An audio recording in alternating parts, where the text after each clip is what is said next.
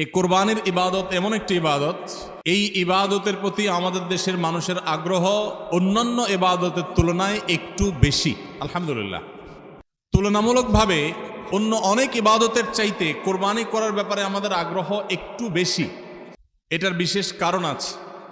অন্যতম বড় যে কারণ সেটি হলো যে এটাকে আমরা উৎসব এবং কালচার হিসেবে নিয়েছি। সন্দেহ নেই এটা উৎসব, সন্দেহ নেই এটি কালচার, কিন্তু এটার প্রধান উদ্দেশ্য যদি ইবাদত না হয় তাহলে সেই আমল, সেই ইবাদতের, সেই ভালো কাজের বিনিময় আল্লাহর কাছে আশা করা যাবে না। সম্মানিত ভাইরা, যেহেতু কোরবানি আমাদের সামনে চলে আসছে, এজন্য আমাদের কোরবানিকে অর্থবহ করবার জন্য আমরা আজকে কয়েকটি গুরুত্বপূর্ণ বক্তব্য, গুরুত্বপূর্ণ কয়েকটি নির্দেশনা দিতে চাই।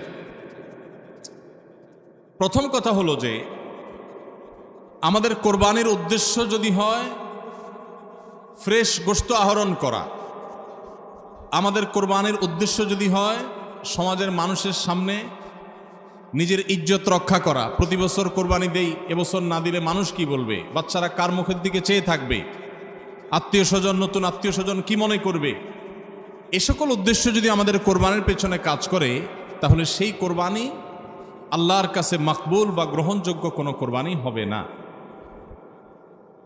কোরবানি প্রসঙ্গে আল্লাহ রাব্বুল আলামিন বলেছেন, ইন্নামা ইয়াতাকাব্বালুল্লাহু মিনাল মুত্তাকিন।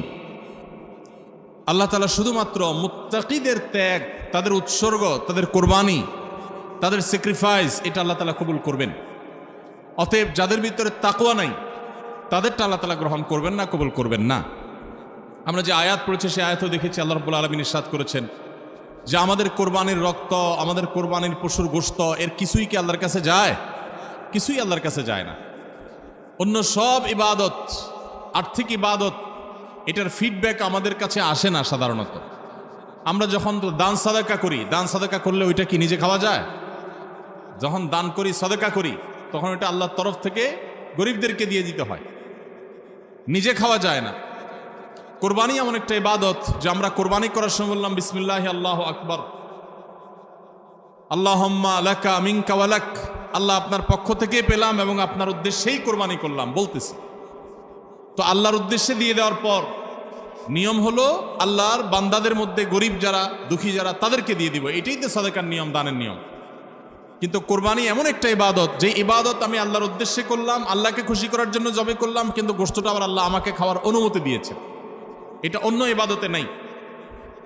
এখন এই ইবাদতে যদি গোশত খাওয়াটা মুখ্য হয়, গোশত আহরণ করা মুখ্য হয়, সমাজে মানুষের কাছে মুখ উজ্জ্বল করা মুখ্য হয়, আসল উদ্দেশ্য যদি হয় দুনিয়াবি বা পার্থিব বিষয় আশয়, আসল উদ্দেশ্য যদি হয় শো অফ করা, আসল উদ্দেশ্য যদি হয় মানুষকে দেখানো, আসল উদ্দেশ্য যদি হয় আত্মীয় স্বজনের কাছে মুখ রক্ষা করা, বাচ্চা কাচ্চা কার দিকে চেয়ে থাকবে, সেটা যদি উদ্দেশ্য হয় তাহলে এটা ইবাদত হবে না।